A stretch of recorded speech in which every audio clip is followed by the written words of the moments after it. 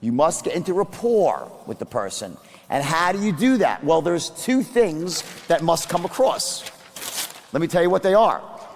Rapport is based on two core elements. Number one, the prospect in his heart of hearts, unconsciously, he must be saying, you care, that you care about him, that there's something in your tone, an empathetic, sympathetic tone, your body language, your facial expressions, and your words, because let's talk about communication as a whole. There's three types.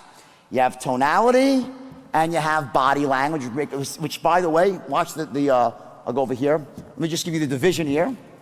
Tonality and body language make up about 90%. This is 45% tonality, 45% body language, and then 10% is the words. And there's different numbers based on which study you read, but they're all around the same. Tonality and body language is the bulk of communication. The words are easy. On a silver platter, you hand someone the words, they can memorize them. They're very simple language pads. But what really influences, what people don't get, is that tonality and, like, see how I lowered my voice? It's important. This is really, tonality and body language.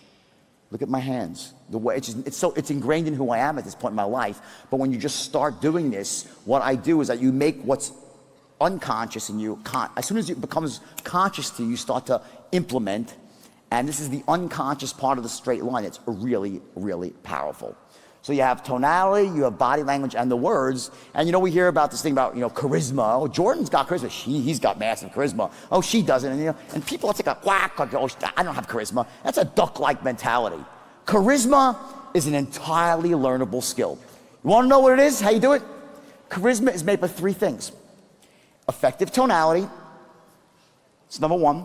Two, appropriate body language. Number two. Number three, not saying stupid shit. That's the third part, which could be the hardest part of all for a salesman, especially once they start getting further down the line, meaning as the sale goes on, which is why we do pay a lot of attention to the words that we say. We want to make sure that we understand what our language patterns are, how we accomplish the things we need to accomplish in a sales or a negotiation. We don't want to say stupid things, right? Number one, they must think we care. And we should care, by the way, because you're crazy if you don't want. You're not trying to hurt someone. Number two is I'm just like you. That on some level they just feel there's a commonality that I'm just like you. They feel a connection.